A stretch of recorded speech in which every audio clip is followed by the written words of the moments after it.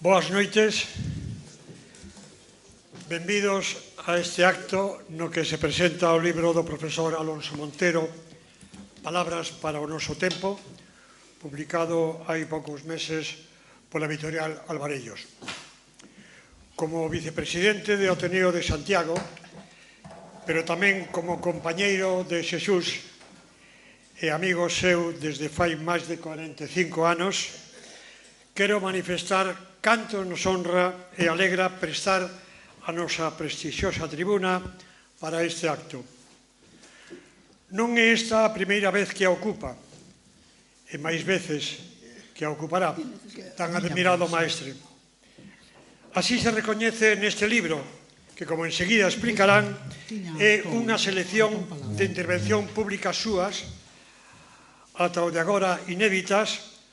Unha delas, a titulada No centenario do director de La Noche, Borobó, cronista do seu tempo, pronunciouse nun dos luns do Ateneo o 3 de outubro de 2016. Tampouco é este o primeiro libro de Alvarellos que aquí presentamos, e seguro que haberá algún máis. Recordo polo menos un, Recuerdos de agosto, de Aurelio Aguirre, preparado e presentado aquí tamén por Olivia Rodríguez González. E Carmen Blanco Ramos tampouco é nova nesta sala, pois varias veces contamos coa súa presenza, e non só para gravar e logo transcribir as palabras de don Xesús. Presentadas, pois, as persoas que intervirán nesta sesión, e advertindo que a quen desee adquirir este libro para que lle firme o autor poderá facelo ao final da presentación, aquí conclúe a miña tarefa. Non sen reiterar o honroso e grato que é para o Ateneo de Santiago contar coa vosa presenza. Carmen, Olivia, Xesús, vosa é a palabra.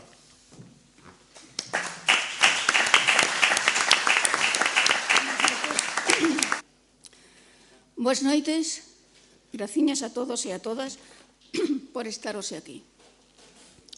Unha servidora tivo a sorte de ser a compiladora das conferencias de Xesús Alonso Montero durante os anos 2013 e 2018.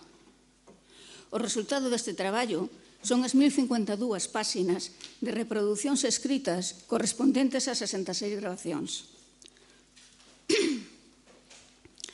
As transcripcións están recollidas en 3 tomos que abranguen o período no que Xesús Alonso Montero exerceu o cargo de presidente da RAC, 2013-2017.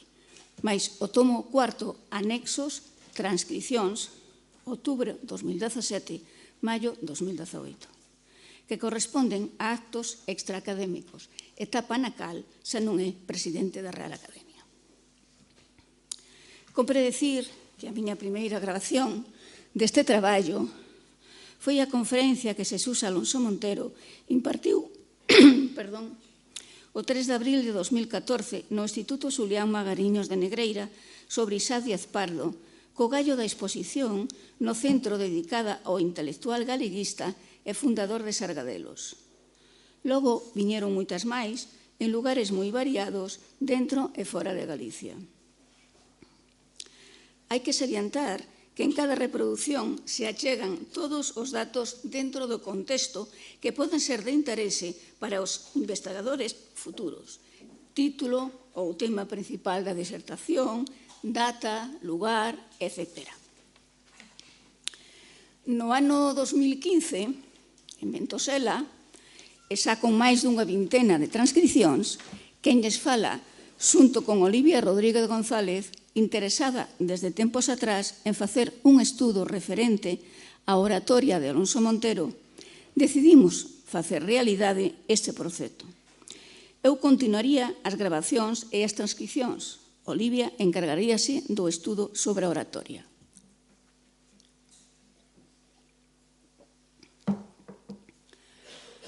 Palabras para o noso tempo é o resultado deste proxecto, que recolle 14 discursos orais seleccionados a partir deste traballo. Por outra banda, como vostedes ben poderán imaginar, son unha mínima mostra da arte oratoria de Xesús Alonso Montero. As transcricións son fieis ás características na súa forma de falar, respetando sempre a súa oralidade, pausas, expresións, etc., porque son páxinas faladas. Por outra banda, hai que salientar que a selección das transcricións foi levada a cabo por Olivia Rodríguez para o estudo introductorio do libro e coa que eu concordo plenamente. Da mesma maneira que concordo coa clasificación das elocucións desde discursos institucionais, didácticos, divulgativos, foros públicos ou privados. Respecto a esta parte do proceso do libro, todo foi consensuado. Unhas das transcricións seleccionadas foi gravada precisamente aquí, neste Salón do Ateneo de Santiago, o día 3 de outubro de 2016, polo centenario do nacemento de Borobó. Formaban a mesa aquel día San Guitián, prefecto conde Muruais, Raimundo García Paz, fillo de Borobó, e, por suposto, Xesús Alonso Montero. Por que Xesús Alonso Montero? Porque para min, como Madrid galega, foi moi significativo a primeira vez que o escoitei na Facultade de Filoloxía da Universidade Complutense de Madrid. Aquela disertación trataba a figura de Manuel Murguía, o home das letras aquel ano. A fluidez coa que se expresou e a capacidade de conectar con todas as persoas que o escoitábamos para acercarnos á figura de Murguía aquela mañá impactoume. Se a eso engadimos que cada conversa que tiñamos despois das tertulias, ben con Ana Cuña, con Borobó ou Sabino Torres, o nome de Alonso Montero sempre salía a relucir como un referente non só literario e intelectual, senón tamén reivindicativo, como máis tarde tiven ocasión de comprobar. Despois, xa aquí en Galicia, don Xesús deume a oportunidade de acercarme á súa actividade de conferenciante, unha actividade moi intensa, por outra parte. Por esa razón, quixera destacar o día que o acompañei ao Centro Penitenciario de Alhama para falarlles de Miguel Hernández aos presos. Lembro a atención con que o escoitaban, as súas caras, incluso a dun mozo marroquí que falaba correctamente galego, o galego normativo que aprendera dentro no cárcere. Ao final, fixeralle incluso preguntas a don Xesús interesándose polo poeta de Orihuela. Aquel día souben que non era a primeira vez que Alonso Montero ía a aquel centro de Alhama a falarlles aos presos. Mágoa que esa conferencia non está registrada porque, por suposto, non me permitiron gravar nin tomar notas.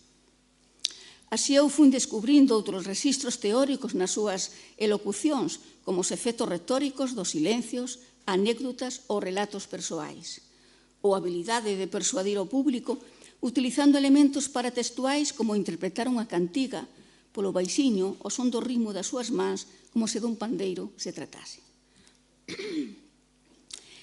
En canto á súa oratoria, teño que salientar, primeiro, que nunca lía as disertacións. Só precisaba sacar media cuartilla do peto da súa chaqueta, que en moitos dos casos escribira 5 minutos antes.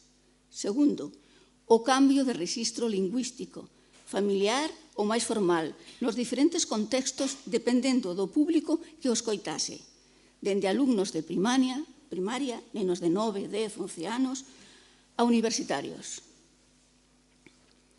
Por outra banda, este traballo obrigoume a documentarme e a fondar máis polo miúdo sobre temas de diversa índole, sociolingüísticos, literarios ou políticos, pero tamén a estudar personaxes non só relevantes da cultura galega e non galega, senón tamén a nomes que, se non foran por Alonso Montero, seguirían invisibles para moitos de nós. Entre outros, podemos poñer como exemplo Evaristo de Sela e o meu preferido, Aníbal Otero. Para rematar, xa o dixen na anterior presentación, a don Xesús só lle debo dar as grazas por me permitir viaxar ao seu lado, compartir andanzas e vivencias, e, sobre todo, polo entusiasmo que me demostrou sempre cun sorriso cada vez que lle preguntaba algunha dúbida que me xurdía á hora de transcribir. Supoño que algunha das veces ese sonriso sería polo meu descoñecemento sobre o tema ou personaxe en cuestión. A Olivia Rodríguez polo seu empeño e o tempo empregado para facer realidade este libro.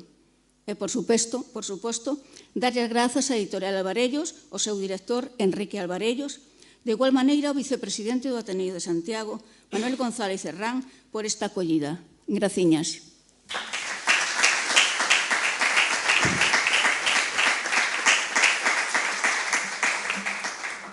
Boas tardes a todos. A verdade é que chegar aquí, ver este público, bueno, aparte de estar con Don Xesús, como todo o mundo lle chama, menos eu, que non fun discípula del, en clase, polo menos, senón nas rúas, e nas, bueno, miles de situacións, banquetes, sobre todo.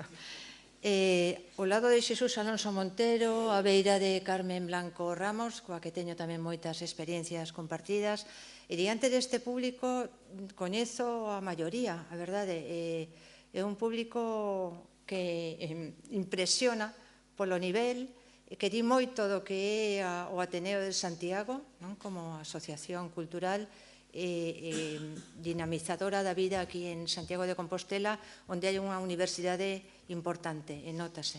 Teño colegas, teño xente coa que traballo tamén en asociacións, etc. E voto de menos ao editor. Eu non sabía que non ia estar aquí. Estaba ocupada para ver, pero xa o vexo aí. Sempre como director de orquestra, voto de menos. O formato de presentación, porque só tivemos nunha feira de libro na Coruña, ven sendo o mesmo. O importante, por suposto, e todo o mundo sabe, é que fale Xesús Alonso Montero.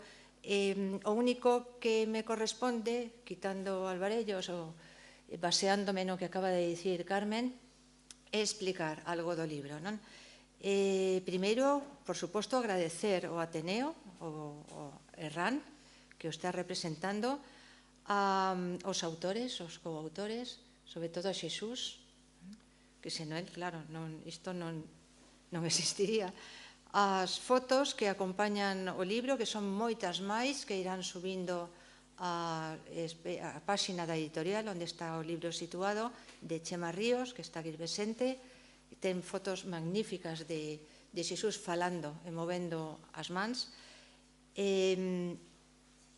O editor, claro, que acabo de mencionar, pero tamén o proxecto de investigación da Universidade de Santiago de Compostela, o abeiro do cal este libro puido saír, o proxecto de investigación Interseccións poshumanas na literatura irlandesa e galega, dirixido por María Alonso e Manuela Palacios.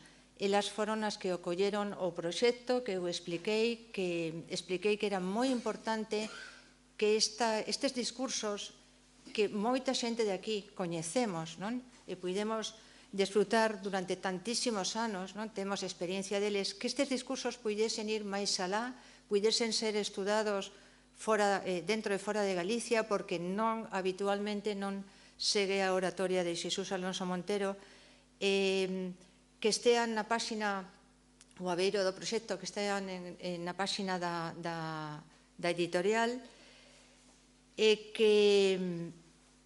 que poidan dar, ademais, noticia das claves retóricas que eu o que quixen intentar, a parte do traballo que me correspondía, as claves da técnica, da ciencia retórica que ten Xesús Alonso Montero. Moitas delas de maneira innata, a memoria, poño como exemplo unha delas, a enorme capacidade verbal, pero outras moitas que están forxadas desde os inicios, desde que era un rapaz e xa empezaba a escoitar, emprendeu así a súa aprendizaxe retórica, que está explicada en algúns dos discursos, os 14 que están editados. Empezou a escoitar e o primeiro que escoitou, que lle deu a maxia da palabra, parece ser que foi un predicador, que chegou aí á aldea a facer un discurso polo desencravo aí no Ribeiro. E entón quedou engallolado do que se podía facer coas palabras. Tamén estaba moi influído por parentes que tivo, disto falou moito el, cítaos en moitas ocasións, estes parentes que eran oradores que non saen no libro, dos que aprendeu tamén moito. E logo, por suposto, cando empezou os estudos, cando empezou a coñecer dentro da filoloxía románica os grandes mestres os que se escribiu, un deles Rafael Lapesa, Damaso Alonso, José Luis Pensado, que fixo a tese na Universidade de Salamanca, por iso se doutorou fora da Complutense, e tamén, como non, unha vez que entra coa súa capacidade enciclopédica, hai unha cita aquí, perdón que me interrompa, para que eu recordei, que sempre dicía dele, que a Xesús lle pareceu moi axeitado, non? Que dicía Luz Pozo Garza: esa cabeza olímpica, dicía del. Entón, veume a mente cando tiven que falar da súa oratoria, porque é asombroso a medida que un se mergulla nas súas técnicas oratorias, que parece que leva con elas toda a vida, que non fai nada, pero estivo traballando e está traballando constantemente na arte da palabra. E sei que este libro para él era importante por iso, non? Para recoller esta faceta da que non é que non se ocupase ninguén antes, porque houve xente importante que se ocupou, María Victoria Moreno, Andrés Torres Queiruga, Francisco Fernández del Riego, e supoño que haberá alguén máis que se ocupase da oratoria ao fío de outros asuntos, da oratoria de Xesús Alonso Montero. É impresionante, como digo, mergullarse, tratar de descubrir os segredos, e eu tratei de facelo, sabía del, pasárame algo parecido de Carmen, oír por primeira vez a Xesús Alonso Montero é un descubrimento, unha descoberta, unha iluminación que un intenta non só na arte da fala, senón na arte do traballo filolóxico, na arte do activismo social, que un intenta imitar na medida do que pode. Entrar niso é quedar admirando a retórica en vivo que podemos ver hoxe na Galicia actual. Hoxe é, para min, para moita xente, o mellor orador vivo. Non está só, houve moita xente, hai moita xente que fai grandes discursos, xente que fala ben, non? Mesmo eu cito a Carmen Becerra como un dos últimos exemplos. Todos pasaron polas miñas clases de retórica, que xa non existen, cos novos programas, empezando por Alonso Montero, que pasou 2 veces. Hai grabacións que poden rescatar e que se poden ver na páxina da editorial para completar todo isto que nos fixemos en forma de libro. A dificultade maior era levar discursos orais a un texto escrito. Entón, falamos moito, estivemos probando, cambiando de criterio de vez en cando. Cando tiñamos todo resolto, viñamos a Xunta Xesús para ver que lle parecía, sempre lle parecía todo ben. O difícil era trasladar esa maneira de falar a letra impresa. Ás veces tivemos, sí, ele estaba de acordo, pero tivemos que discutir alguna cousiña. Non lle resultaba, claro, un catedrático de filoloxía galega, non lle resultaba moi acaído verse aí como autor de castelanismos, de dialectalismos, de cambios nas vogais. Entón terminou aceptando, claro, porque é unha mostra moi valiosa da oralidade do galego, que el despois defende na súa introdución e que seguramente defenderá agora. El di na súa introdución que o que di os contidos non son novos. Sobre isto escribiu moitas veces. Eu penso que sí, que hai detalles que sí son novos, o que podemos refrescar, o que podemos apreciar, non? Sobre todo para facer unha ligazón entre todo o que escribe Xesús Alonso Montero, todo o que vai dicindo nos seus discursos, que se poden resumir en, non quería entrar na retórica, pero quizáis si deba facelo, que se poden resumir en que nun discurso un orador, unha oradora, debe ter en conta primeiro o público, como mencionaba Carmen, saber onde está, saber a ocasión na que está, na que ten que falar, e saber, por suposto, porque el xa o sabe o de sobra, que é o que quere dicir, cal é a parte importante da mensaxe, é dicir, o logos, non? Ser pertinente, atender ao público, saber as caras que teñen, que teñen todos vostedes agora, por exemplo, estamos habituados os profesores a manexar iso, saber atopar como a chave para que o discurso non quede aí en mera erudición, senón que provoque unha acción no público que o está escoitando. É dicir, o logos, que é a palabra racional, o pazos, que é o público e o efecto no público, a emoción, saber chegardes unha mensaxe na que seguramente non están de acordo, non? Pero esa mensaxe non é algo fora do que o mellor temos a idea que se pode ter de Xesús Alonso Montero, militante comunista, que sempre di que o é, etc. Non, a súa mensaxe é unha incitación ao diálogo, unha incitación ao que chaman os retóricos a negociación das cuestións que quere formular e presentar, das que el non dá solución única, pero que está sempre intentando mover para que se poida discutir, para que se poida dialogar. A principal función, penso eu, dos discursos, e teñen moitas, é que a palabra racional non se perda, que o diálogo, que é o mellor que temos os seres humanos, o manexo da palabra, non se perda nun momento como este, un momento tan de cambio, de inicio dunha nova era que nos ten a todos un pouco descolocados, porque estamos no final dun tempo, nos inicios doutro, na convivencia de moitas maneiras de pensar, de diferentes tecnoloxías, non? E a palabra ten que estar por riba de todo. Esta é a mensaxe dunha persoa que ten a idade que ten a vitalidade e a inteligencia que ten, e que quixemos titular Palabras para o noso tempo, porque non é unha mensaxe, non é unha lección do pasado, por moito que a él lle interese a historia. É unha lección para o futuro e para o presente, cos problemas do presente.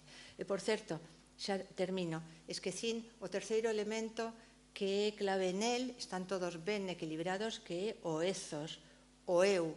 Xesús Alonso Montero está sempre no que conta, está incluso machacaunamente no que conta, como testemunha, como aval do que está dicindo, faino dunha maneira tan requintada, tan pensada, que é como, ás veces, como un xograr, como eses poetas que le gustan tanto, que está presentándose para apartarse un pouco e deixar ver o que hai no teatro do mundo. E esta non é unha idea miña, que é de María Victoria Moreno. Bueno, con isto deixo un pouco presentado porque ten que falar el. E moitas grazas, Xesús, por deixarme traballar contigo. Gracias.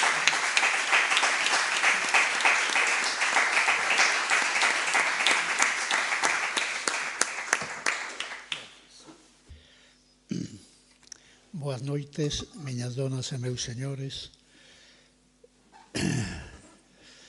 Ademais de ser unha obriga, unha devoción pola miña parte, agradecer ao Ateneo de Santiago unha vez máis que nos brinde a súa extraordinaria tribuna para dicir aquí unhas palabras a este grupo de amigos e de amigas que decidiron dedicar unha hora ou hora e media das súas vidas nesta noite de inverno ao acto que acaban de iniciar, en primeiro lugar, Carmen Blanco Ramos, e en segundo lugar, Olivia Rodríguez González. O libro que se presenta, como xa saben e como se dixo reiteradamente, titúlase, pero o título non é meu, o título ou é de Olivia ou é de Olivia ou de Carmen Blanco.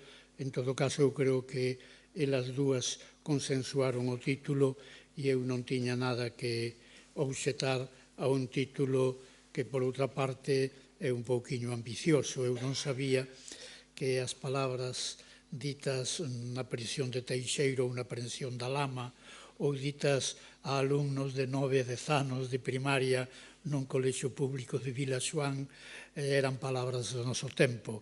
Pero, bueno, así está titulado o libro, eu ateñome a autoridade delas as dúas.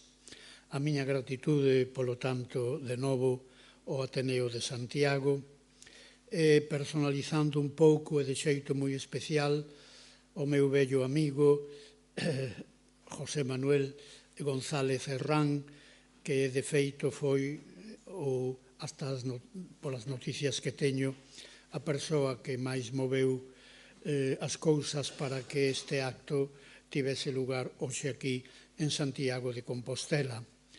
Obviamente, sería pola miña parte, ademais dunha descortesía, unha injustiza, non agradecer ao editor Enrique Alvarellos, que eu coñecín de pequeniño en Lugo porque foi un amigo de seu pai, que tamén tiña que ver con asuntos editoriais e literarios e musicais, agradecer que unha vez máis se comprometa con as páxinas miñas nun momento en que se lee pouco, en galego aínda se lee menos, etcétera, etcétera. Pero, bueno, Enrique Alvarellos é un titán da edición e tamén pola nosa parte temos que contribuir na medida do posible para que este titán non se atope só no seu labor editorial. Así que a miña inmensa gratitude para Alvarellos, para González Herrán e para o Ateneo de novo. Repito que o título Palabras para o noso tempo, 14 discursos orais e seu subtítulo, débese a Minerva de Carmen Blanco e de Olivia Rodríguez González. Xa o explicou, pero se a ela non lle parece mal, creo que teño que reiterar algunha cuestión. Xa o explicou Carmen Blanco.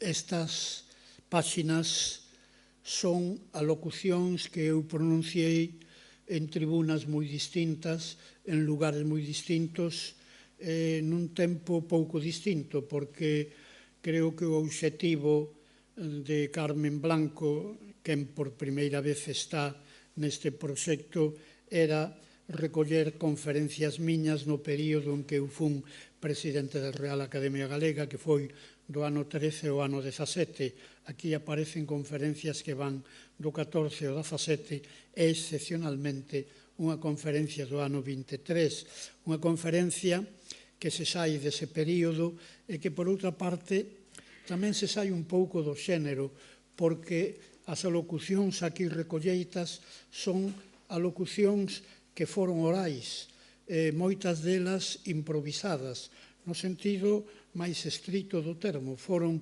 improvisadas ao final dun xantar, por exemplo, nun restaurante preto da miña aldea, no Ribeiro de Miño, ou a clausura dun conxunto de alocucións en homenaxe en Boisaca a Isá Díaz Pardo, en que eu sobre a marcha tiña que agradecer aos oradores precedentes a súa intervención e logo engadir algunhas palabras máis de colofón.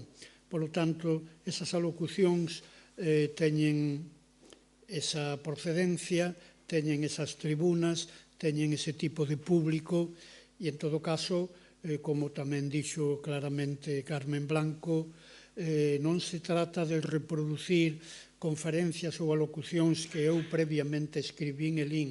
Eu non lín máis que unha conferencia, a última, dedicada a un momento da relación entre Francisco Fernández del Riego no ano 49 e Luís Seoane. Se me permiten vostedes, pero especialmente as dúas colaboradoras deste libro, se teñen a amabilidade de introducirse no bosque, nesta fraga de palabras que son estas páxinas, eu creo que deberían de empezar pola última conferencia. A última conferencia que non é representativa, porque de feito reproduce unha conferencia escrita, e eso foi en Vilanova de Lourenzá, a patria de Fernández del Riego, o ano pasado, o ano que se dedicou a él o Día das Letras Galegas, e eu lín esa conferencia na que conto un episodio que me impresionou o día que o coñecín, hai moitos anos, que me segue a impresionar e sobre o que volverei, porque desde aquela teño algúns máis datos. É unha conferencia que é importante non porque fose unha conferencia miña, é importante porque ninguén tiña contado ese episodio. E ese episodio, no ano 49, é un episodio moi significativo. Moi significativo, e eu son consciente neste momento que me dirixo a persoas infinitamente novas, a miña beira. E, polo tanto, a idea que teñan do ano 49, no mellor dos casos, é unha idea libresca. Agora, imagínense vostedes, no ano 49, a Francisco Fernández del Riego, que foi un home perseguido, en certo modo, en dúas ocasións, aínda que brevemente estivo en prisión, e que xa na súa época de estudante foi unha persoa moi destacada como activista, como articulista, como comprometido coa cultura galega e coa cultura republicana, que son os anos nos que el está de estudante en Santiago na Facultade de Dereito, e na que coincide, con diferencia de 2 cursos académicos, con Luís Seoane.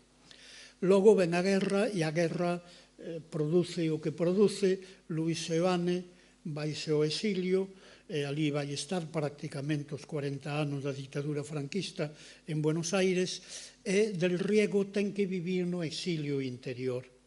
E Del Riego todo o que escribe, pois escribe no exilio interior, cando colabora no ano 46, 48, 50 en La Noche, que era o periódico máis aberto de toda Galicia para páxinas de tipo máis ou menos literario, pero nas cousas de literatura a censura era un pouquiño permisiva, entón persoas decididamente antifranquistas, fosen comunistas, galeguistas, socialistas ou de esquerda republicana, podían emitir algúns mínimos signos con moita cautela en favor da súa maneira de entender o mundo.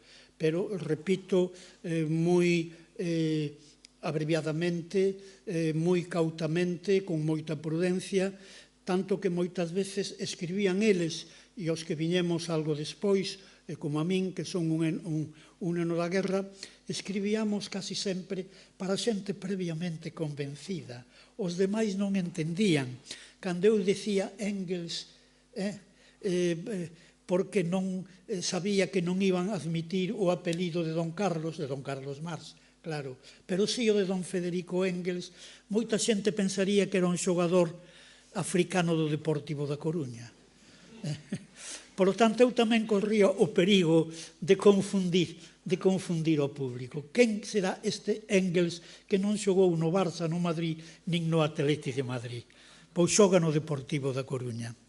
Bueno, así había que escribir, se é que queríamos ter algunha presencia pública no que eran as páxinas oficiais, as páxinas non clandestinas. Logo, na clandestinidade, cada un, eu co pseudónimo de Santiago Novo ou ese punto novo, colaborei en bastantes revistas comunistas de España e de Francia con ese pseudónimo, e dicía todo o que a min me saía de dentro. Pero, naturalmente, Santiago Novo nunca chegou a ter unha pequena autoridade diante do público. Quizais eu no ano 70, 75, xa era catedrático da Escola de Magisterio desde o ano 56, aquí en Santiago, no Instituto de Lugo desde o ano 60, etc., etc., cheguei a ter un pequeno nome cunha certa autoridade e, polo tanto, o pouco que dixese, se eu tiña algunha autoridade, estaba autorizado por esa autoridade. Pero na prensa clandestina ninguén sabe o que quen é Santiago, ese Santiago que colaboraba nesas revistas comunistas. Bueno, Del Riego de pronto sabe que Seoane acaba de facer coa súa muller Maruxa unha viaxe a Europa. Europa foi Francia e foi Alemanha. Luís Seoane ven ver museos e ver galerías de arte e, a ser posible, conectar con artistas que sexan verdadeiramente contemporáneos. O que non se di é algo que eu sabía moi ben, que Seoane veu enviado sin selo polo Partido Comunista, sin ser do Partido Comunista. Ele era moi progresista, pero non era do Partido Comunista. Chegou a ser masón, deixou de ser masón, pero nunca foi do Partido Comunista, inda que as súas ideas non sempre chocaban cos postulados do marxismo. E el veu a París a un Congreso da Paz no ano 49. Dos Congresos da Paz, algún día podemos falar, señores dirixentes deste Ateneo, eu fun a un Congreso da Paz a Moscova no ano 1962, que os organizaban os partidos comunistas. E ademais fun, señor don Darío Villanueva, con pseudónimo. Cando me preguntaron en Francia con que non me quería ingresar eu na Unión Soviética, porque non me valía o meu pasaporte franquista, pois eu chameime Alonso Quijano. Algún día aparecerá nalgún arquivo ruso esa documentación e eu chameime Alonso Quijano, que era o nome que tiña nada menos que don Quijote de la Mancha cando era un fidalgo naquela aldea retirada da Mancha e aínda non se convertera en cabaleiro andante. Seoane comunica a Del Riego que van parar 2 ou 3 horas o barco que os trai de Francia a Buenos Aires en Vigo e que con sorte poden pasar unhas horas con eles. E ali están Paz Andrade, Emilio Álvarez Blázquez, Xosé María Álvarez Blázquez, Celso Collazo e poucos máis. Vellos galeguistas que se coñecían. El non coñecía a 2 deles, nin a Emilio, que era moi novo daquela, nin a Celso Collazo. E van seguidos por 2 persoas de gabardina, coas solapas levantadas, non fai falta que diga que son policías da secreta, que están un pouco desconcertados, porque, claro, saben que Luís Seoane non anda en moi boas compañías. E chegan á taberna do Eligio. Seguramente aquí hai xente que non é de Vigo, pero foi algunha vez a taberna do Eligio, que foi famosa, porque por ali iban Mercedes Ruibal, Urbano Lugrís, laxeiros, pintores, os escritores, etc. etc. E o Eligio tiña un reservado especial que asignou a estes 9 acompañantes de Maruxa e de Luís Seoane. E a policía tivo que quedar outra vez coa gabardina e as solapas levantadas abaixo e non chegou a oír o que entre eles falaban, que o falaban en voz baixa e que realmente non falaban de política internacional, non falaban da historia do galeguismo, non falaban das enfermedades de Castelao, que daquela xa estaba bastante mal, a punto de morrer. Falaban, preguntaban polos amigos, polos compañeiros comuns, polos colegas que tuveran na Facultade de Dereito ou na Facultade de Medicina, etc. etc. etc. Bueno, ese é o encontro do exilio exterior, o encontro do exilio interior nestas condicións.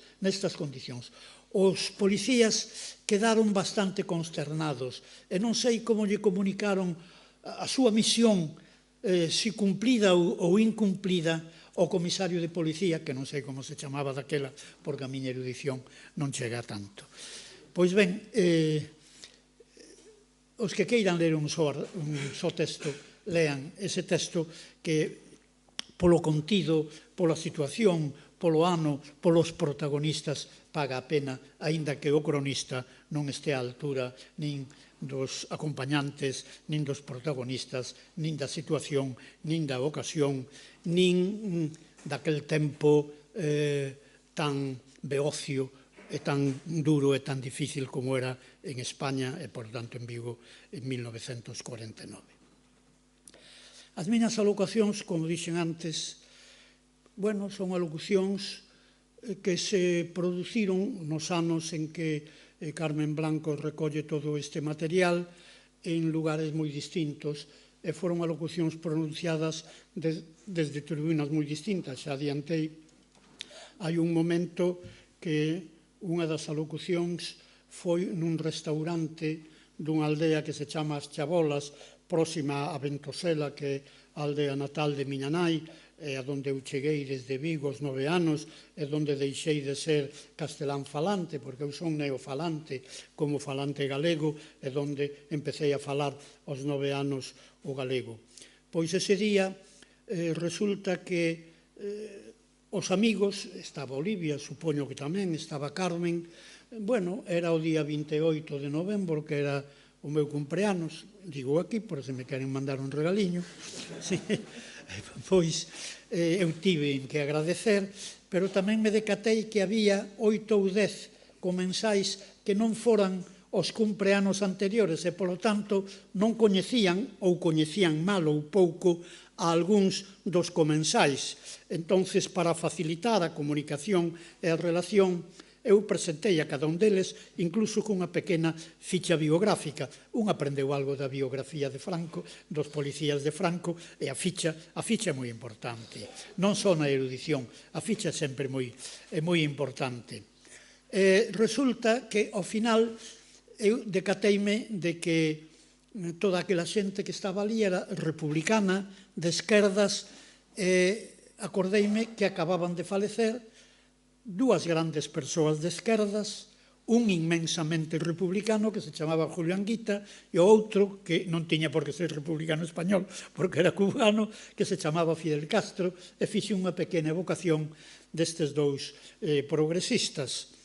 Eu non sei se terminei dicindo Saúde República, que é, unha especie de salutación que algúns amigos teño, e Olivia e Carmen, sen consultarme nada a min, o sea que non houbo tanto consenso como aquí se dixo, titularon esa conferencia Saúde e República. Pero como a salutación non me disgusta moito, eu tampouco entrei en polémica con estas dúas amigas. Esa é unha das conferencias que se recolle.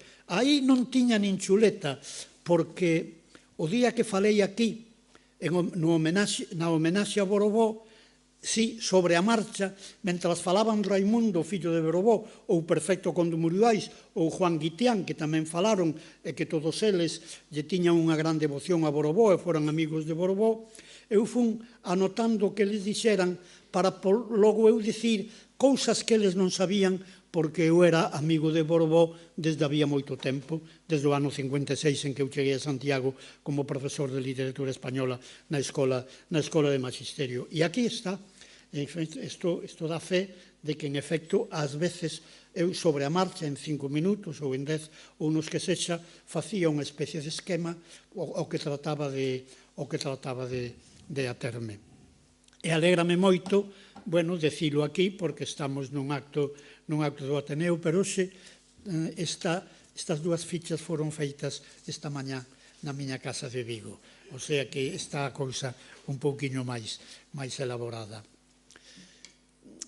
Empecei agradecendo ao Ateneo, agradecendo a González Herrán, agradecendo a Carmen e a Olivia, pero debería decir unhas palabriñas máis sobre Olivia e sobre Carmen. E se mo permite, Olivia, que mo vai permitir, se alguén teño que estar infinitamente agradecido, e infinitamente agradecido non é un recurso retórico neste caso para quedar ben, é que eu non teño palabras, pese a que alguén di que eu son un gran orador, etc. Hai momentos, un deles é este, en que eu non teño palabras para agradecer o traballo destas dúas amigas, e se mo permite, repito, Olivia, para agradecer o traballo de Carmen Blanco. É certo que Carmen Blanco gravou 66 conferencias miñas neses 3 anos. Mellor dito, 62, porque 4 foron en lugares onde ela non estaba e unha amiga, que é unha profesora que hoxe non pode estar aquí, Patricia Arias Chachero, que é a secretaria da Fundación Otero Pedrallo, gravounas e envioulas a ela. Pero, bueno, o traballo fundamental. O traballo da grabación é moi importante, pero o traballo da transcripción. Algúnha vez que eu fun a Santa Comba, á casa de Carmen, eu realmente quedaba abrallado ante o traballo que ela desenvolvera nos meses anteriores, porque agora hai 4 tomos, unha tetraloxía extraordinaria de 66 alocucións, algunhas relativamente breves, pero outras bastante extensas. A grabación non é moi traballosa, o que é traballoso é a transcripción. É a transcripción feita co máximo rigor, co rigor incluso de poñer en evidencia que o profesor catedrático de literatura galega na Universidade de Santiago, en un momento dado presidente da Academia Galega, non fala o galego normativo sempre. Non sempre di o irmán, eu ás veces digo irmão, que é como aprendín a falar en Ventosela no Ribeiro cando cheguei inocente criatura de 9 anos.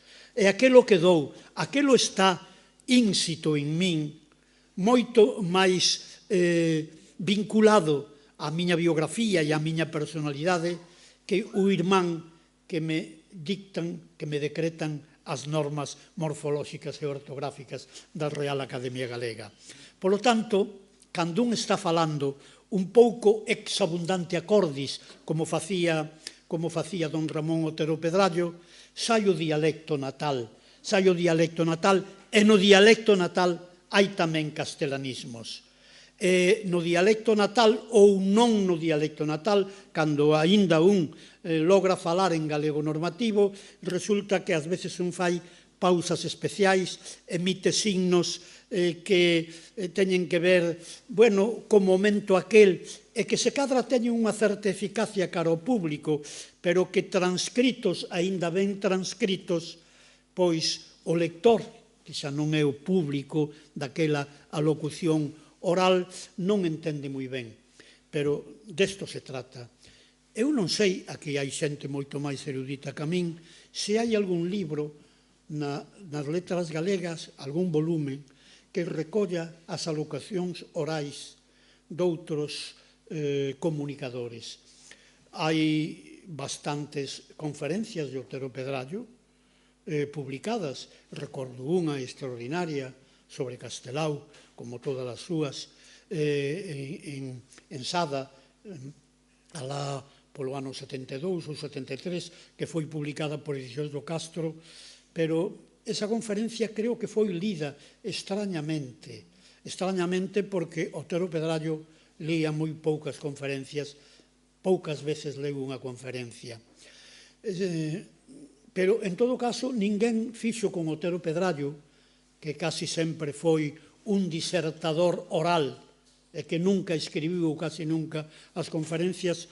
Non hai un volumen que recolla 15, 20, 25 conferencias del.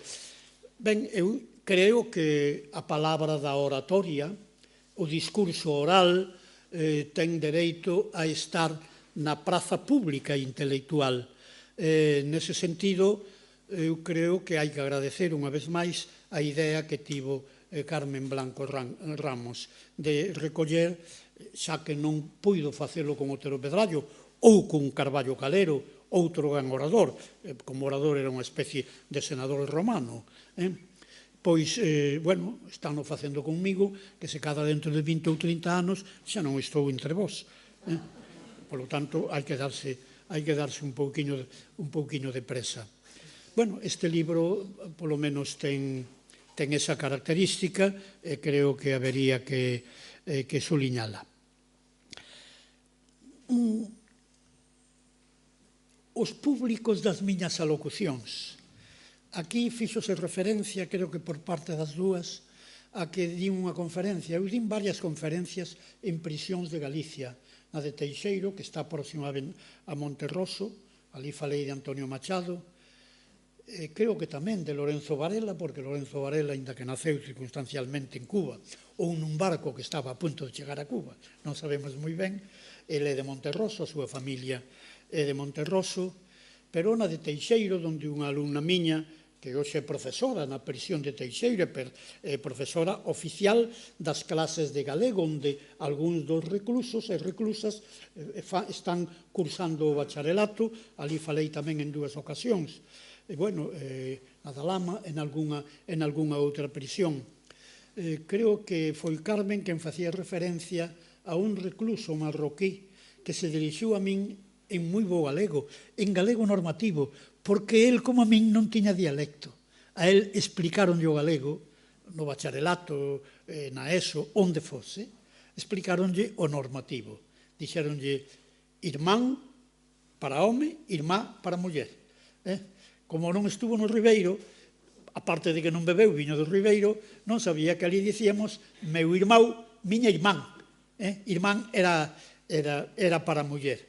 E que, ademais, escribiron as poesías que me deu a min e que eu teño e que lle gabei no momento, gabeillas porque, bueno, tiñan o certo xeito e, ademais, había que alentar a aquel pobre rapaz que era moi novo, ou bastante novo, que estaba preso ali, pois non sei por qué.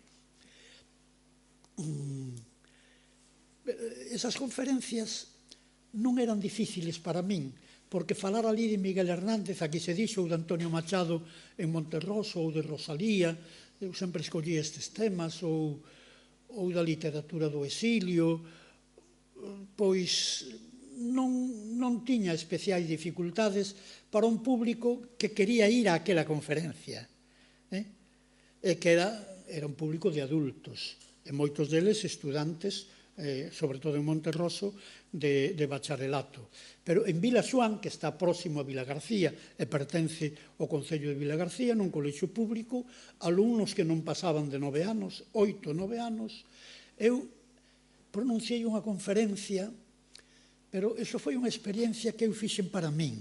Eles non o saben. Eles non saben que foron coenllos de Indias. Oxe digo aquí por primeira vez.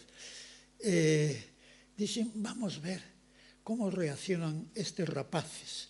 E eu falei de Rosalía, pero, bueno, de Rosalía sempre se pode facer para os rapaces, que foi unha muller extraordinaria, divina, a nai da patria e tal, e esa retórica, esa música, enténdena, porque xa teñen oído algunhas veces. E se un dá esa retórica un pouco máis cargada de bombo, pois parecelles moi ben. Pero non, eu falei de Rosalía e os casteláns, tratando de facer unha interpretación daquela cántica popular Castellanos de Castilla, tratade ben os gallegos, cando van como rosas, cando ven como negros. E logo ven o poema de Rosalía, en que Rosalía dice cousas moi graves.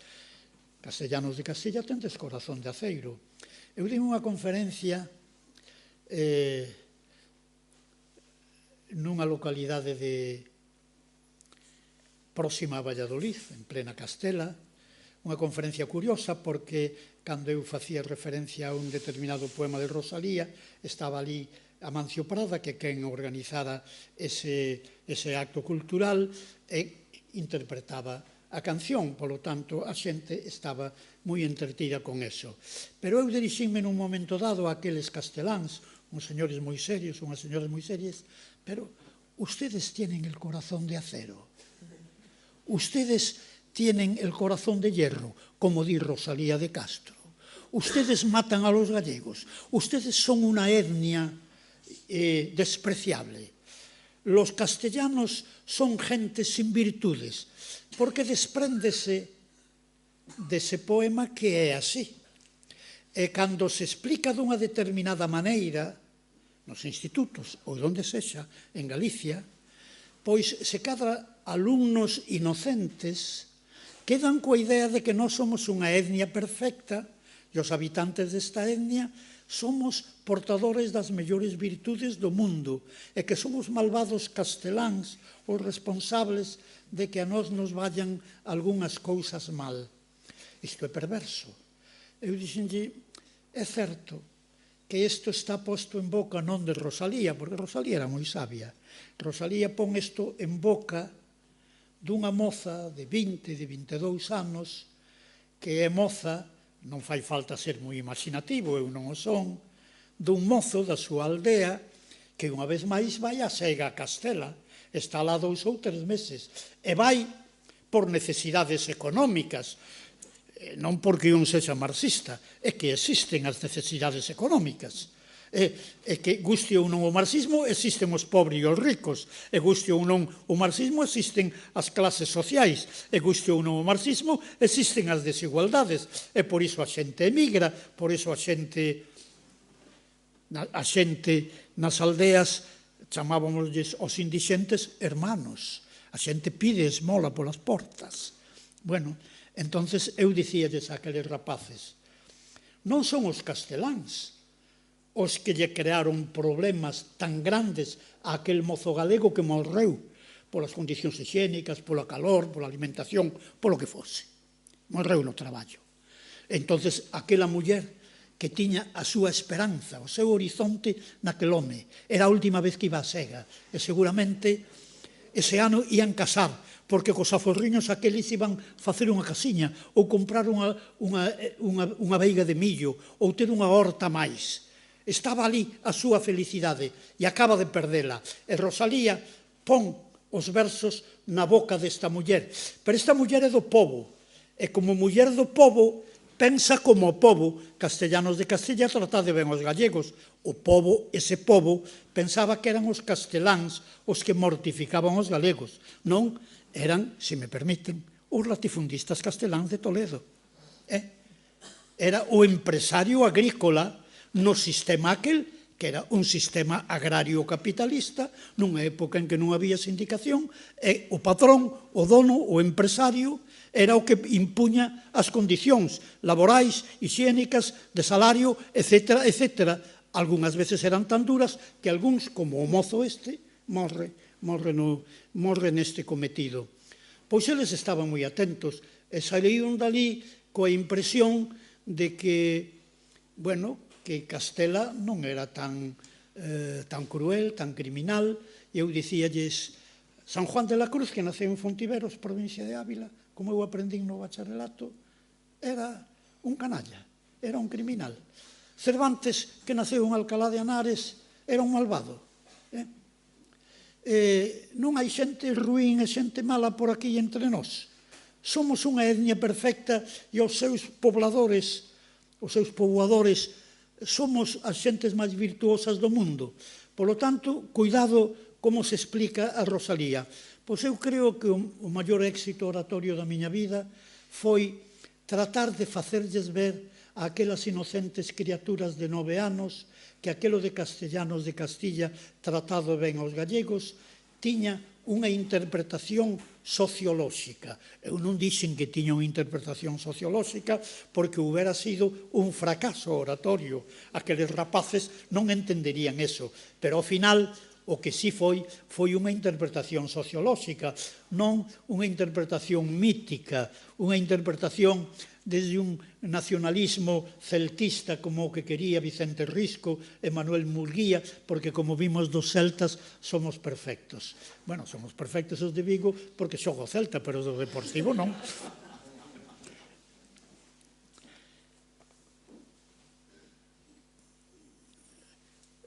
Hai unha conferencia que non é preciso lela, porque eu non son un especialista na materia. Xa se dixo aquí algo que eu creo que digo no prólogo deste libro, que en canto aos contidos non hai grandes novidades. Quen lea a conferencia que eu din a estes nenos de Vilaxoán para aprender algo novo sobre Rosalía, evidentemente vai trabucado. Pero en novembro do ano 17, que era o centenario da Revolución Bolchevique, da Revolución Soviética, eu fui invitado a dar unha conferencia. A única conferencia en Galicia que se pronunciou en conmemoración do centenario da Revolución Soviética foi a que eu pronunciei en Santiago, pero non foi, por exemplo, na universidade, nin no Ateneo. Con isto non quero dicir que o Ateneo non organizase nada parecido a isto. Non, foi nun colexio de xesuítas, no colexio de San Agustín, que é un colexio maior, e os alumnos un bo día decidiron que era o centenario da Revolución Soviética e que eles querían unha conferencia sobre ese tema. E empezaron a pensar, botaron unha ollada polo mapa de Galicia, chegaron a Vigo e dixeron, aquí hai alguén que vive na rúa San Jorge Badía, 159, segundo H, que era eu. E invitaronme a dar a conferencia e eu dixen, bueno, non podo negarme.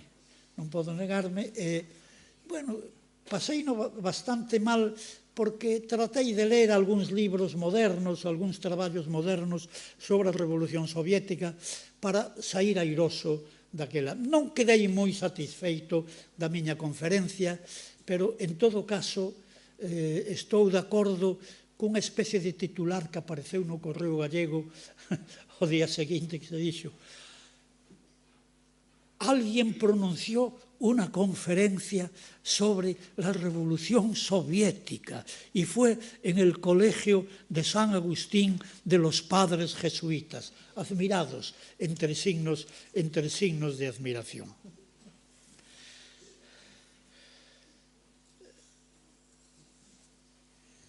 Eu digo, en algún momento do prólogo, a parte dos prólogos delas, que eu creo que ao longo da miña vida, desde o ano 1951, aínda non nacera ninguén dos presentes. No ano 1951, quizás non naceran algúns dos pais dos presentes. En 1951 eu estudiaba terceiro ou cuarto na Facultade de Filosofía e Letras da Universidade Central, non Complutense, da Universidade Central. Ali tiven a sorte, o privilexio de ser alumno de don Rafael Lapesa, o meu gran profesor, e de moita outra xente, e en quinto curso de don Damaso Alonso, pero o primeirísimo é Rafael Lapesa. A miña primeira intervención pública é no ano 51, no mes de xuño, a punto de finalizar o curso, cando os 40 alumnos que había naquel curso, era primeiro de especialidade, a asignatura chamábase Gramática Histórica del Español,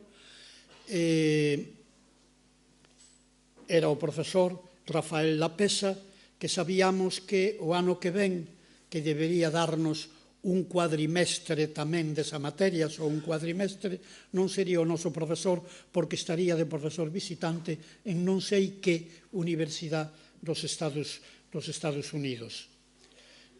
E, bueno, pois decidimos, estábamos tan agradecidos, respetábamos e venerábamos tanto a aquel extraordinario profesor, que, bueno, os alumnos decidiron que había que dicir unhas palabras de despedida.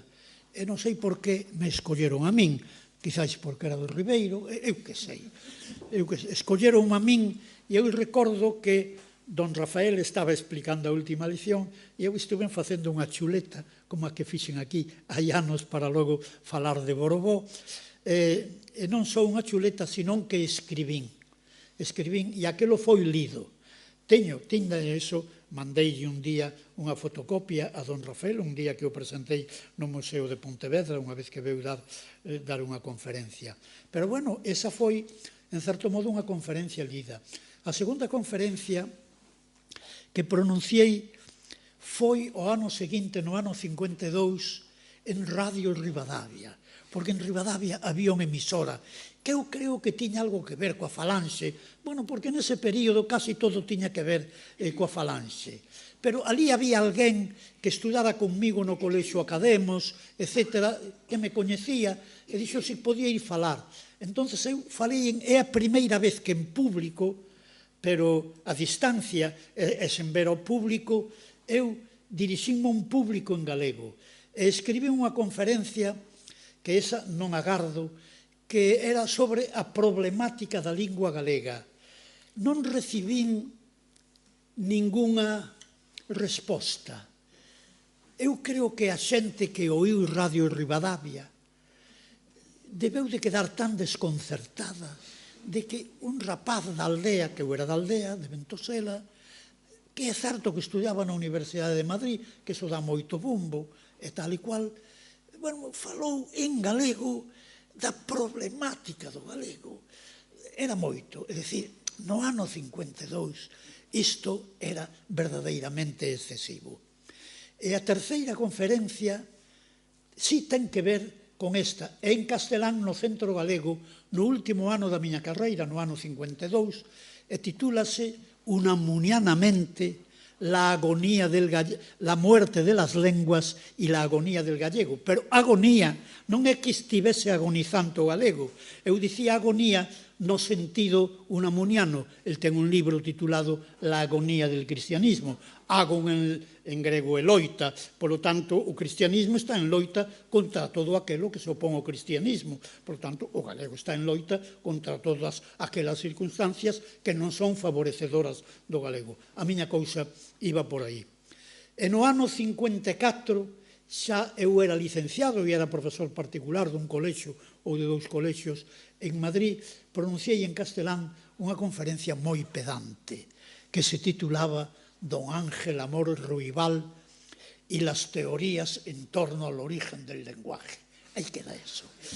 Pero pedante é certo, pero é que eu daquela quería facer a miña tese de doutoramento sobre as ideas lingüísticas de Amor Ruibal, porque Amor Ruibal, seguramente para o 90% das persoas que están aquí, é un filósofo e un teólogo.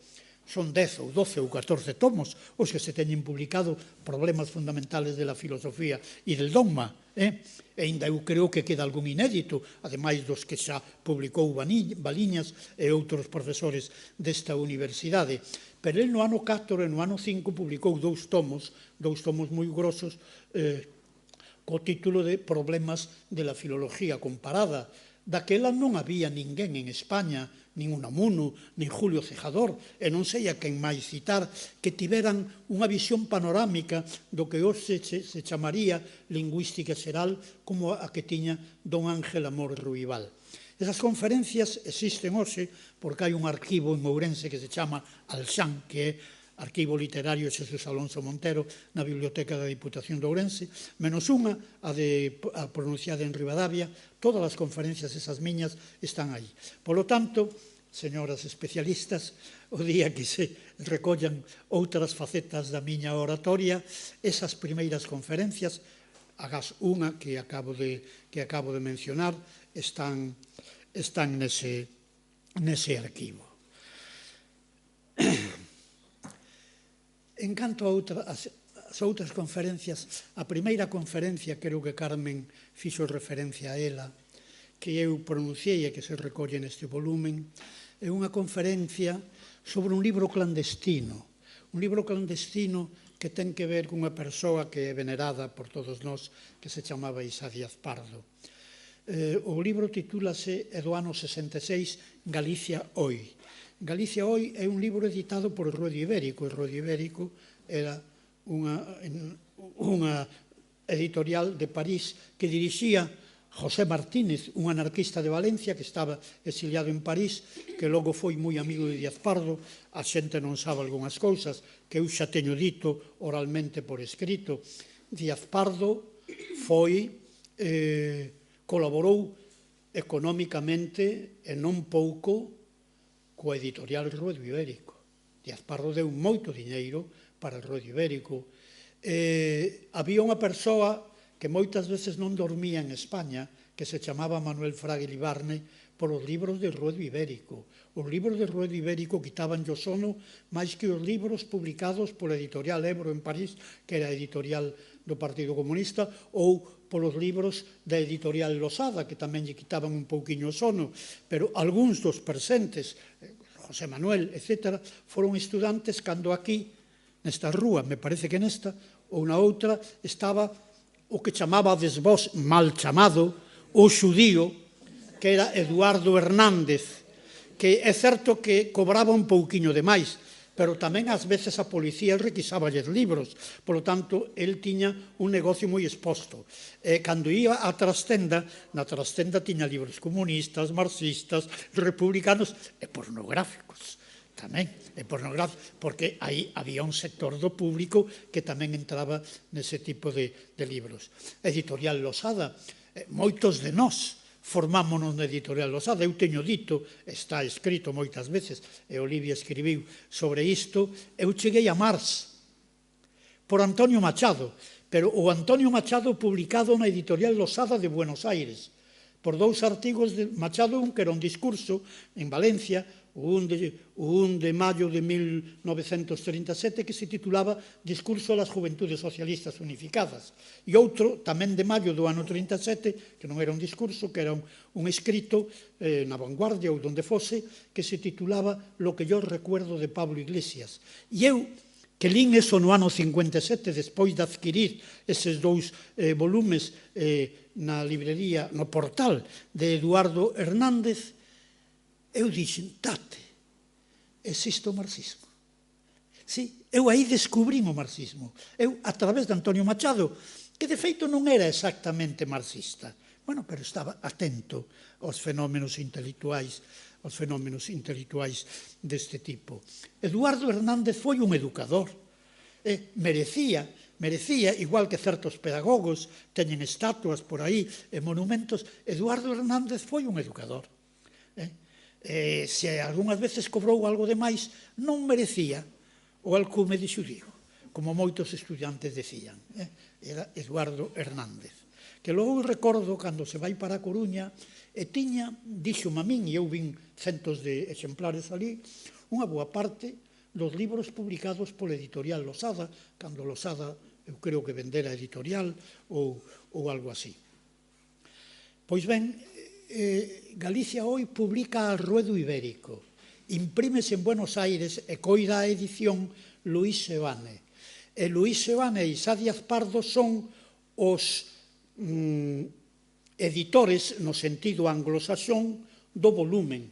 Son os que pediron os traballos, son os que coordinaron os traballos, etcétera, e coidaron a edición, naturalmente, con pseudónimos. E a primeira conferencia que aquí se recolle é unha que eu pronunciei na facultade, daquela era a de Filoloxía. A de Filoloxía, que era o edificio onde eu estudiei, do 48 ao 53, que era a facultade de Filosofía e Letras. A segunda conferencia que recollen é unha conferencia que eu pronuncio sobre Filgueira Valverde. Filgueira Valverde é a universidade e foi pronunciada no pabellón nobre este de Fonseca, polo tanto, xa nos imaginamos que nese auditorio o público, e como é un público de profesores, de poucos alumnos, que este é o que se leva neste momento, pero de profesores moi doutos. A primeira era nunha especie de congreso de literatura galega, ali en Madrid, polo tanto era xente bastante erudita, bastante versada nestes temas. Pero, bueno, hai outras que non son así, como a dos nenos aqueles, como a conferencia que pronunciei naquele outro sitio. E ben,